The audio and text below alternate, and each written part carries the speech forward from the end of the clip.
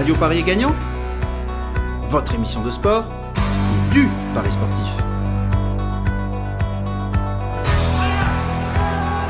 Sur Radio Évasion. Let's get ready to rumble!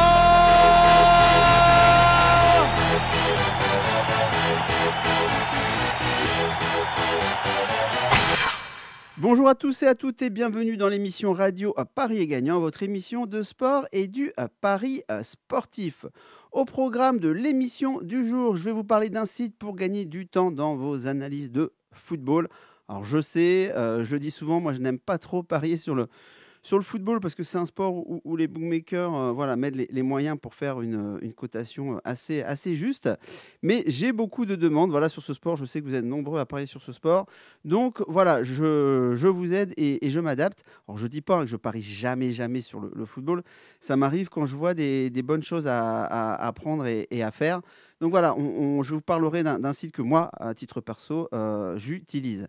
Ensuite, dans la seconde partie de l'émission, je vous donnerai un pari long terme à jouer, à prendre. Enfin, à jouer, à prendre si vous le désirez, bien sûr. Si je vous convainc avec mon analyse, et ce que je dis toujours aux membres de mon club, si vous arrivez à me convaincre que votre pari il est bon à prendre, ça veut dire que votre analyse, elle est bonne et qu'elle a quand même des chances de passer. Donc voilà, je vais aussi m'essayer à cet exercice pour vous à la radio.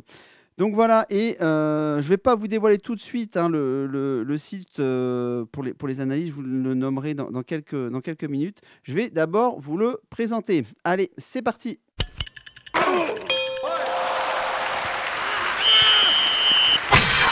Alors pour ceux qui écouteront le podcast sur mon blog, je vous mettrai les copies d'écran de ce site avec l'analyse qu'ils font sur Nantes-Lyon. Nantes-Lyon, c'est le match de Ligue 1 qui a lieu le 30 novembre 2016. Donc voilà, vous verrez un petit peu les screens d'écran. Pour les autres, rien ne vous empêchera d'aller les voir sur mon blog www.parier-gagnant.com. Donc aujourd'hui, je sais que pour beaucoup d'entre vous, quand on fait du pari sportif, vous n'avez pas forcément le temps d'analyser. Alors pour X raisons, que ce soit la famille, si vous avez des amis, même si vous avez une amie, un copain, où ça prend pas mal de temps aussi.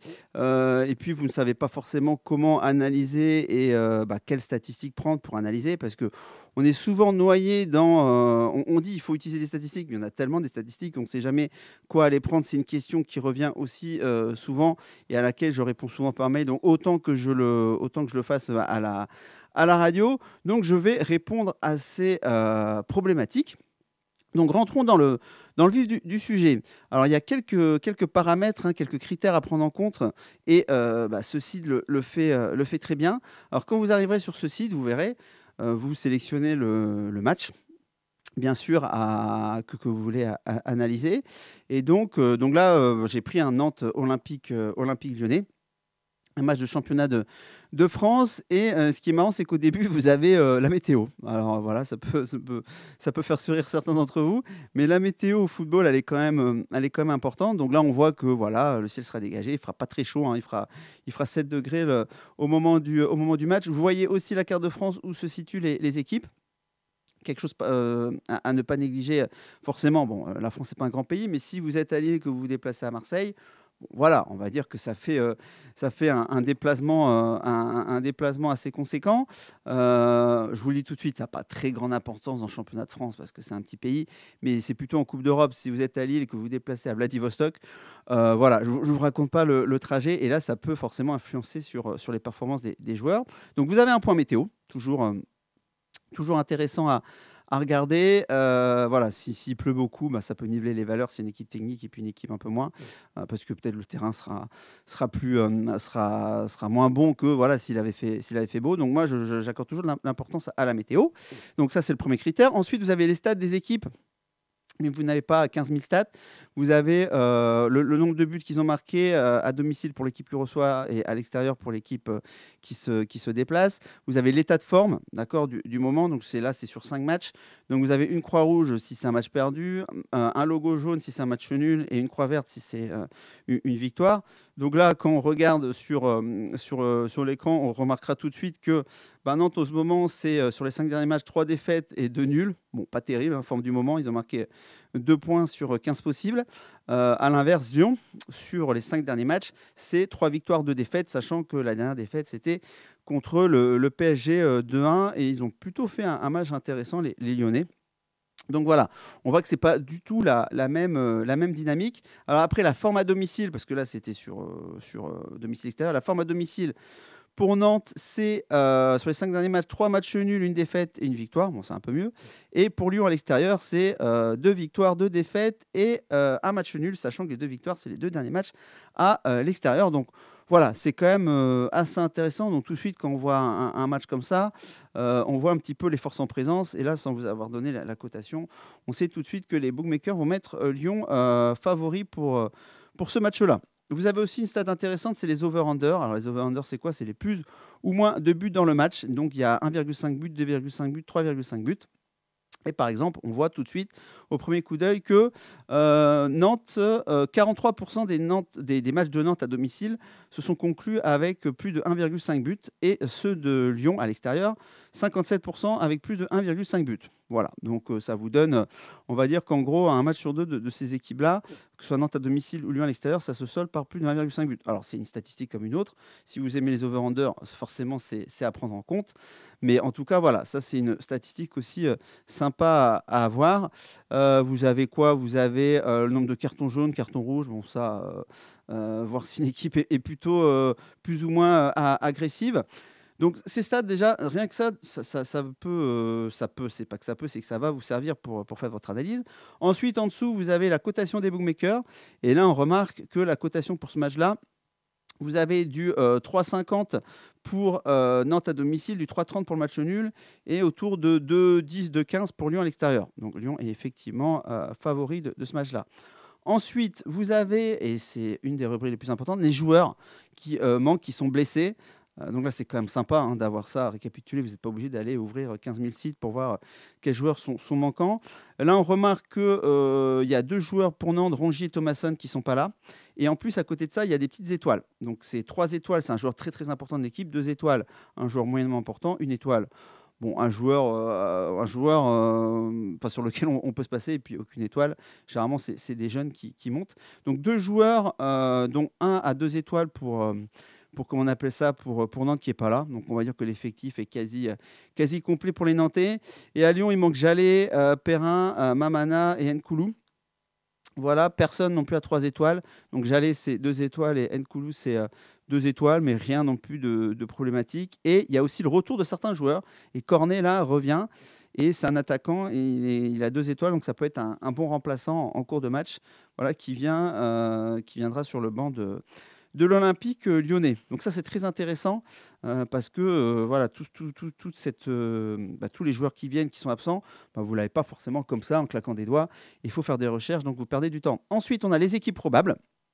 Les équipes probables avec le nombre de titularisations que ces joueurs ont eu et le nombre de buts. Donc c'est assez intéressant pour voir si effectivement l'équipe c'est une équipe type ou alors il y a pas mal de remplaçants.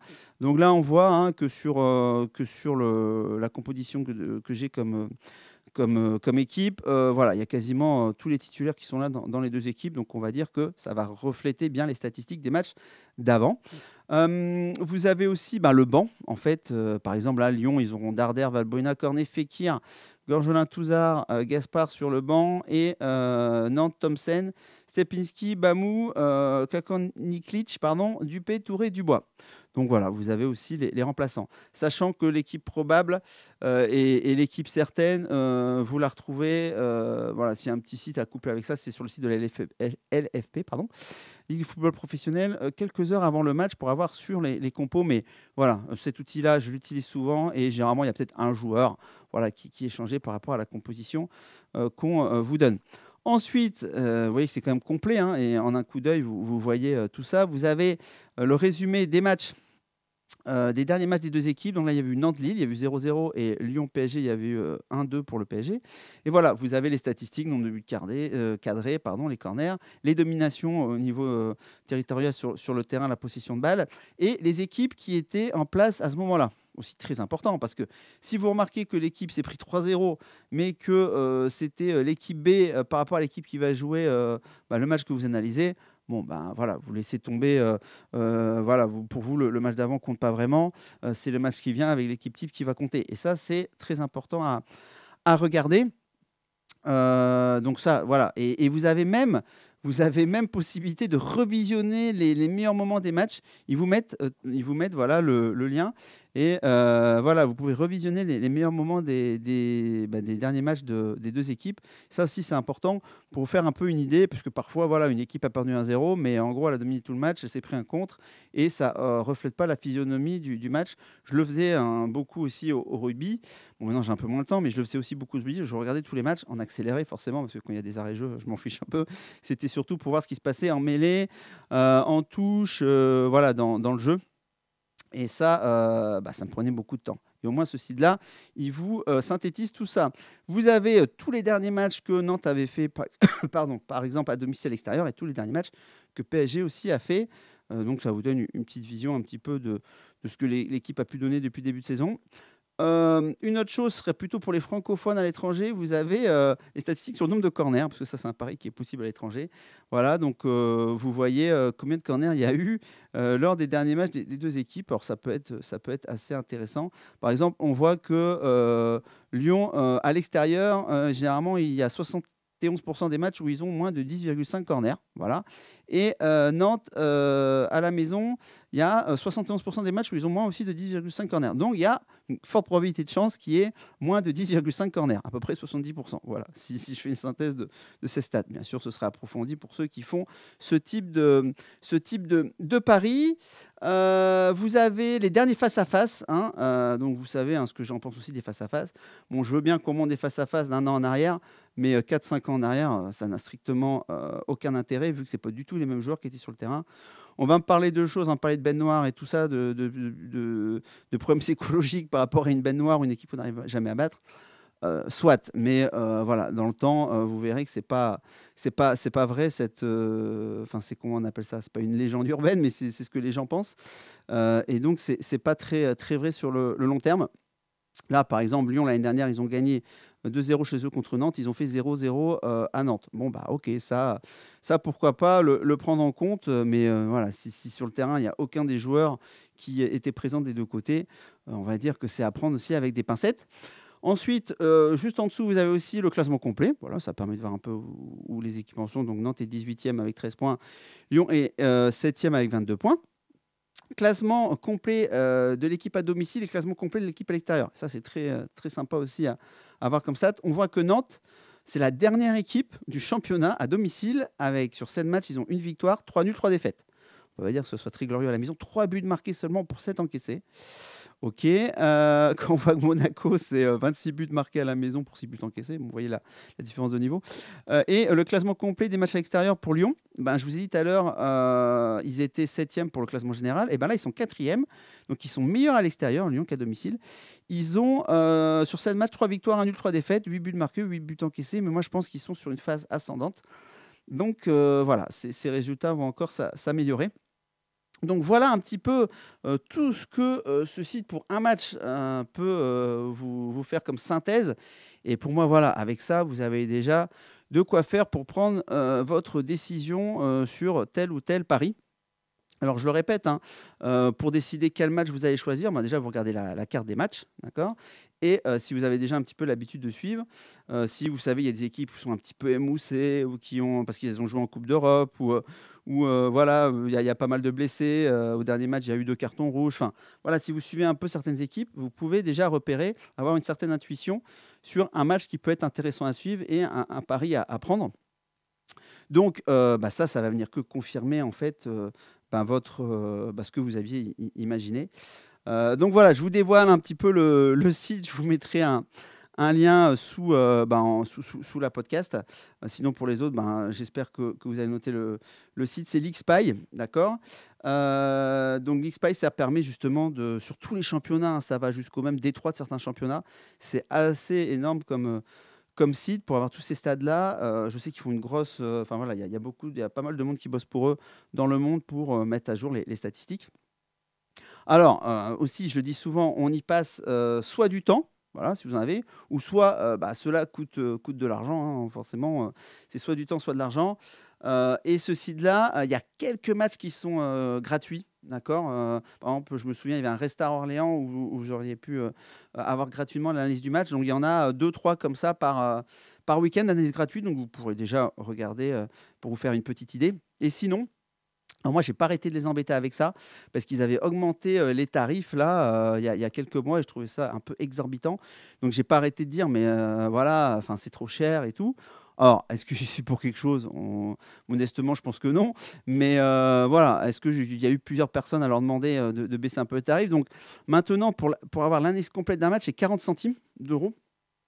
Donc 40 centimes d'euros, on va dire que c'est pas non plus énorme pour vous permettre d'analyser vraiment en profondeur un match et pour pas faire un mauvais choix de pari. Alors si vous jouez 1 ou 2 euros, on est bien d'accord que ça va être... voilà, ça sert à rien parce qu'il faut déjà rentabiliser 40 centimes.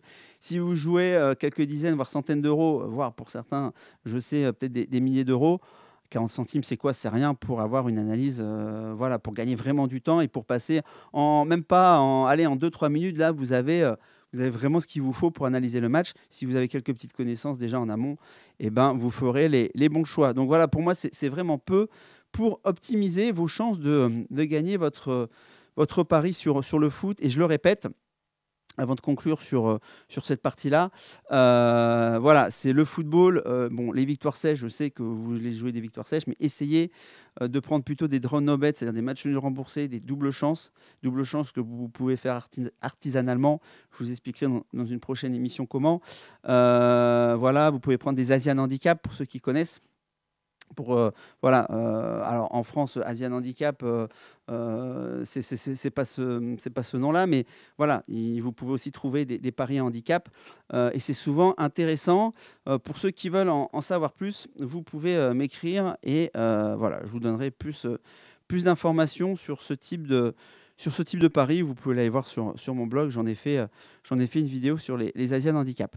Donc voilà pour ce site, hein, comme je dis, l'XPy. Et n'hésitez pas, alors dans le club, hein, j'ai fait des tutos aussi pour expliquer comment faire avec ce site, mais c'est un site à avoir dans ses favoris quand on est un passionné de paris sportifs.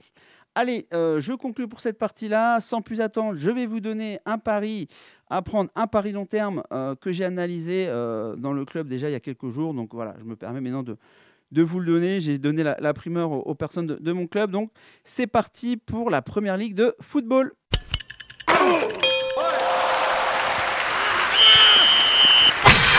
Donc je vous envoie en Angleterre de l'autre côté de la Manche.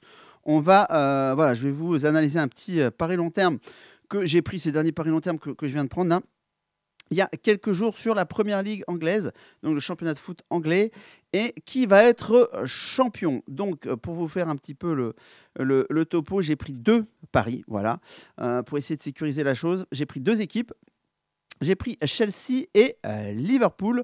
Aujourd'hui, à l'heure où je vous parle, Chelsea est en tête, voilà, avec un point d'avance sur Liverpool et Manchester City. Alors, pourquoi j'ai pris ce pari? Parlons déjà de Manchester City.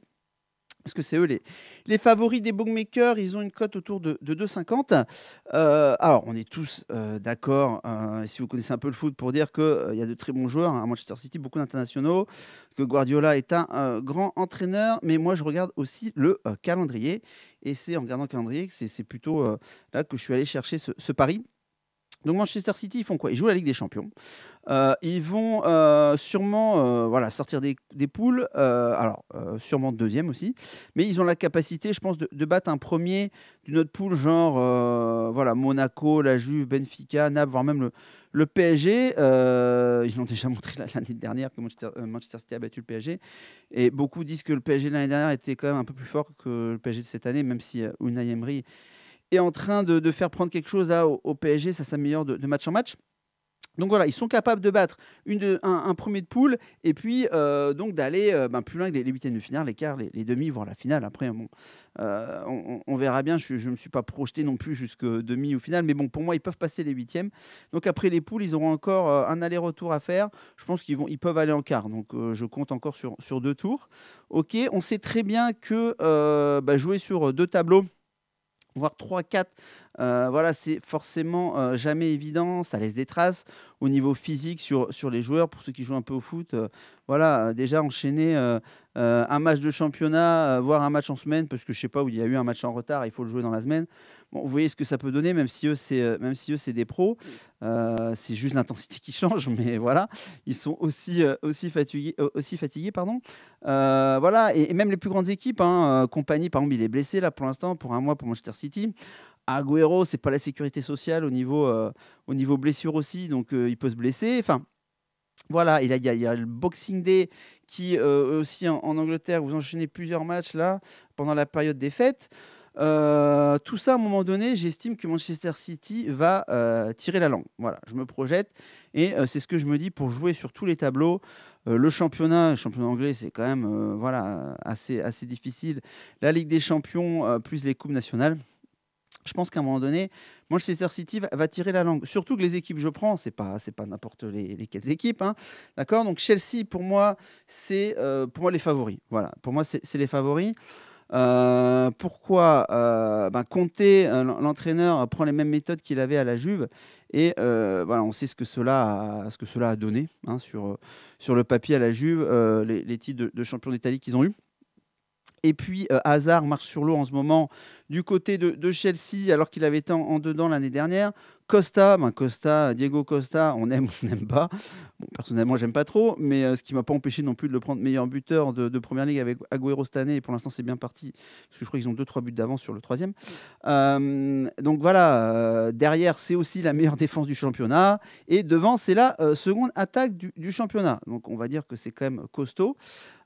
Et eux, pourquoi j'ai pris Chelsea? Eux, ils n'ont pas de Coupe d'Europe à jouer cette année. Ils font un match par semaine. Donc pour moi, sur la longueur, ils vont être plus frais que Manchester City. Ils ont aussi peut-être le risque d'avoir moins de blessures. Voilà, je vous ai dit, lors du Boxing Day, ils vont être pour moi assez frais. Donc j'estime qu'ils ont plus de potentiel de prendre 2 points que Manchester City. Donc voilà, tout ça joue. Et ils se déplacent dans quelques jours en plus à Manchester City. Donc on va dire que c'est un match charnière. Mais je préfère prendre le pari avant, parce que si jamais ils gagnent ou ils font match nul à Manchester City, la cote elle va baisser. Je vous donnerai les cotes de Chelsea et de Liverpool. Si jamais ils perdent, la cote de Manchester City va pas forcément fluctuer beaucoup, parce qu'ils avaient déjà un point de retard. Donc voilà, ils en auront 2 d'avance sur Chelsea, mais le titre ne sera pas joué, parce qu'il y aura un match retour à Chelsea. Voilà, donc si j'avais un favori à mettre, ce serait Chelsea en premier. Et qui je mets en deuxième? Les Reds de Liverpool. Alors pourquoi? Différentes raisons. Klopp, voilà, on le connaît, et cette année, la mayonnaise a l'air de prendre. Hein, Liverpool, ils sont comme deuxième du championnat, ça joue vraiment pas mal. Ils ont quelques joueurs blessés en plus qui vont revenir. Pour moi, je les vois vraiment deuxième ou troisième cette année. Mais je le prends dans ce pari long terme là pour sécuriser un peu. Si jamais celle-ci a un coup de moins bien, j'aime bien faire ça, prendre 2 ou 3 paris sur le même événement sportif. Ils ont la meilleure attaque du championnat, Liverpool. Mais surtout comme Chelsea, la Coupe d'Europe cette année, ils n'en ont pas à jouer. Donc c'est 2 clubs qui n'ont qu'un match à faire par semaine, à qui je mets en confrontation avec Manchester City, qui lui joue sur tous les tableaux. Voilà. Et pour moi, les effectifs Chelsea, Liverpool n'ont pas à envier au niveau effectif à Manchester City. Donc ensuite, il y a encore, vous allez me dire, mais il n'y a pas que Manchester City, Chelsea, Liverpool dans le championnat anglais. Alors Arsenal, pour ceux qui ont vu Arsenal-PSG, j'estime qu'Arsenal, c'est quand même moins fort que Chelsea et Liverpool. Pour ceux qui ont vu le match en Ligue des Champions, vous avez pu vous en rendre compte, je pense. Pour ceux qui ne savaient pas leur niveau cette année, ils ont fait 2-2, mais franchement, PSG a dominé. Que dire de Tottenham? Pareil, en plus de la dernière match de championnat, Tottenham a perdu à Chelsea, et donc maintenant, ils se retrouvent un petit peu largués. Et Manchester United, j'en parle pas. Voilà, c'est assez compliqué. Mourinho, en ce moment, Manchester United, il n'arrive pas trop à faire ce qu'il veut. Donc, je ne les considère pas comme des concurrents directs pour Chelsea et Liverpool, en tout cas pour être champion cette année. Donc, il reste Manchester City, qui peut me faire perdre mon pari. Mais en gros, ce que j'aime encore plus dans ce pari long terme, et je vais vous expliquer ce que c'est que Manchester City aujourd'hui, ils ont une cote autour de 2,50. D'accord ? Même si Manchester City, en fait, je me suis trompé dans mon analyse et qu'en fait, ils engrangent les points, ils n'ont aucun blessé, ça avance bien pour eux, qu'au contraire, Chelsea, Liverpool ne marquent le pas, Manchester City va prendre la première place. Et vu qu'ils ont une cote de 2, d'accord, si je vois que mon pari, en fait, va en fait a moins de chances que ce que je pensais de passer, je pourrais toujours me couvrir avec une cote de 2 pour me rembourser ce que j'ai mis sur Chelsea et Liverpool. Et j'aime ce style de situation dans un pari long terme. Donc là, ce que j'ai fait, il y a Chelsea, j'ai trouvé une cote à 3,45 pour Chelsea et Liverpool à 4,2. Alors, vous allez me dire, ouais, moi, j'ai pas cette code-là. Bon, si vous voulez optimiser vos cotes, envoyez-moi aussi un mail, j'y répondrai. Il y a des choses aujourd'hui pour optimiser vos cotes et pour avoir accès à des cotes comme ça. Donc, 3,45 Chelsea, 4,2 Liverpool. J'ai mis, je marche en indice de confiance, mais en gros, j'ai mis 2,75 sur 5 en indice de confiance sur Chelsea et 2,25 sur 5 sur Liverpool en indice de confiance.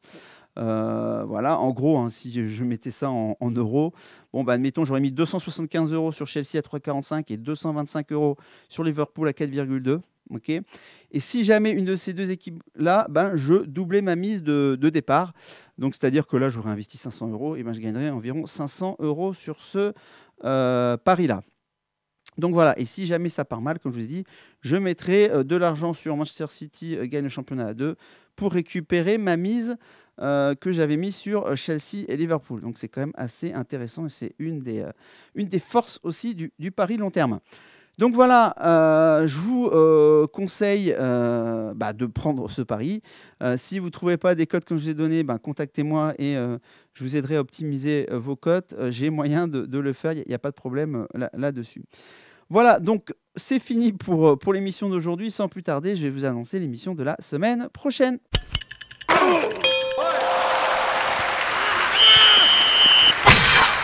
Donc, pour l'émission de la semaine prochaine, alors j'essaie d'avoir le témoignage d'un parieur qui a commencé à l'été 2015 et que je coach, on va dire un peu. Voilà, j'essaie de l'aider à bien progresser. Il a commencé donc l'été 2015. La première année, il a doublé sa bankroll. Il est passé de 5 000 à 10 000 €. Et cette année, il a pour objectif de passer de 10 000 à 20 000. Comme je l'ai dit, doubler sa bankroll pas sur une année. Si vous ne faites pas n'importe quoi, c'est possible. Ça va être un petit peu notre fil rouge de l'année. Donc là, je fais le point avec lui. Il est très bien parti pour atteindre ses objectifs. Voilà. Et je referai un point avec lui, on va dire, courant mars et un autre point courant juin, quand tous les événements sportifs arriveront à leur terme. Et j'ai bon espoir qu'il passe effectivement de 10 000 à 20 000 cette année. Voilà, vous pouvez me retrouver sur mon blog www.parier-gagnant.com en podcast. N'oubliez pas, si vous voulez prendre un pari long terme, là, c'est Chelsea et Liverpool.